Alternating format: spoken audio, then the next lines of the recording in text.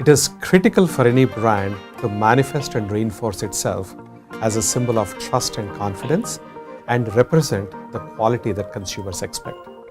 I'm really thrilled to add a new dimension into our brand transformation, which is the launch of our Sonic Identity. Sonic Identity literally adds a new dimension to the consumer experience. It reaches people's minds and hearts through another sense, which is the sense of hearing. Our Sonic brand registers our brand more powerfully. This evolution helps us prepare for the future of voice commerce, Internet of Things, and so on. An audio strategy is no longer a nice to have. It is just as important as a brand's visual identity.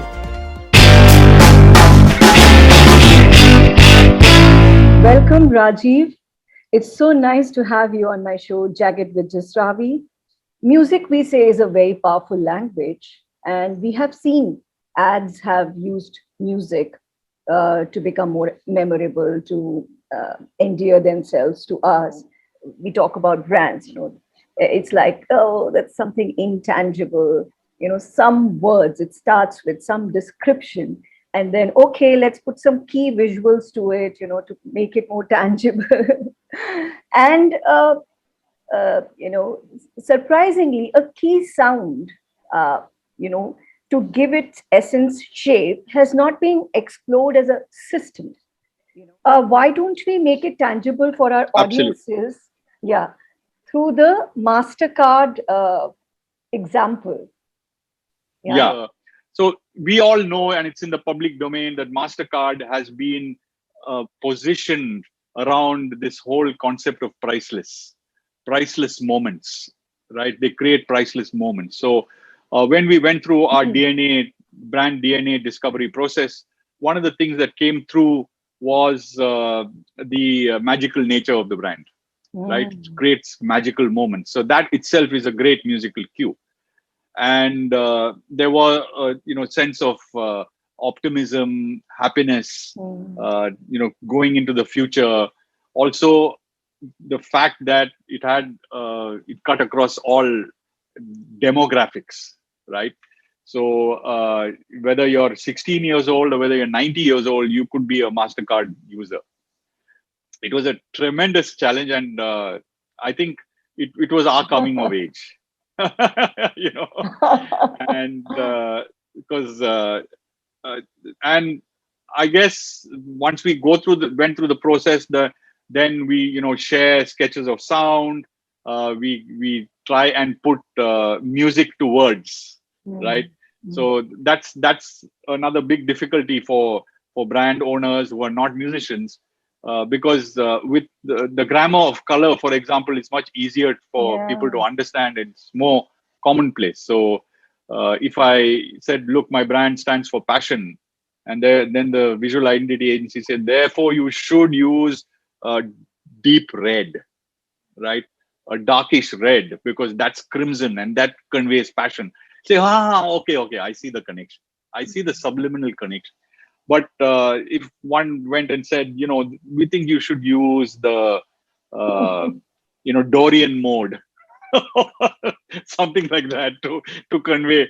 So what are you talking about? So we had to build bridges to very clearly understand that certain melodic strains, certain musical scales, certain harmonies, certain rhythms convey certain things. We know that.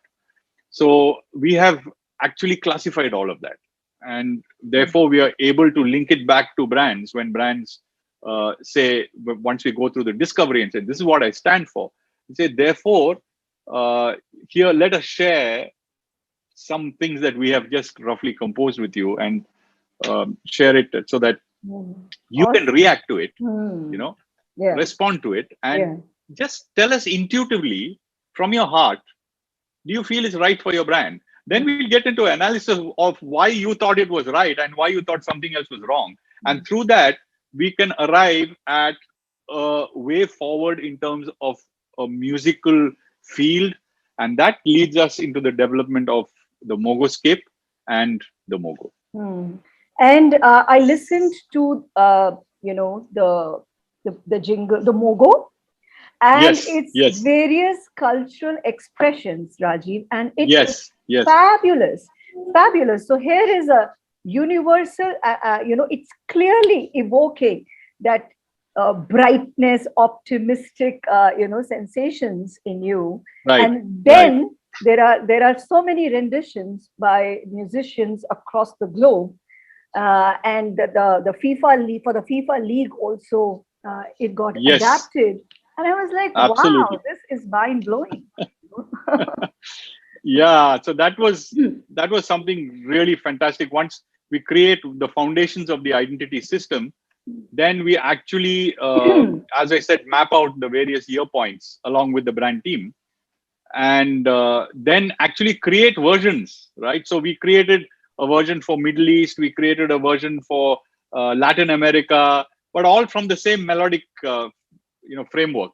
And we created for Greater China, we created for Africa, and each of these cultures have a very distinct, musical uh, sort of musical elements that they use. Hmm. So that was fascinating. And then we also created for different occasions and Hmm. for different events. For Hmm. example, for the EPL and for European League, we created a chant version of the same melody to engage fans, right? Hmm. So Mastercard actually engaged fans using that. And we created a mini Mogo because Mastercard wanted a confirmation sound. And the confirmation sound is when the card is swiped on, POS machines, or when go do a transaction through Alexa, for example. Hmm. There's no possibility of visual branding, right? So, or you make a payment of a wallet and it's through Mastercard. You can the mini Mogo plays, and that is derived from the Mogo, but a slightly different tone to fit the smaller speakers, right? So these were things that we worked out the entire identity system. Hmm.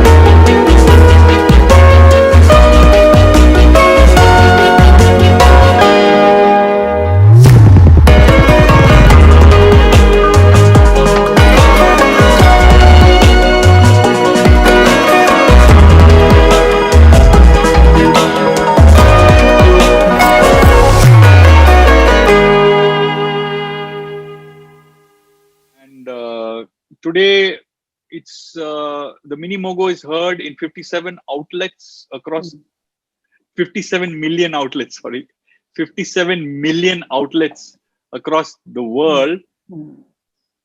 about 100 to 50 times a day. So you can just do the math. Hmm. Hi, everybody. Please share, like, subscribe to the Jagged with Jasravi conversations. As you can see, she's a fantastic conversationalist. It's not been like she's not been, a formal moderator. I think she's just made me feel so comfortable and literally speak from the heart.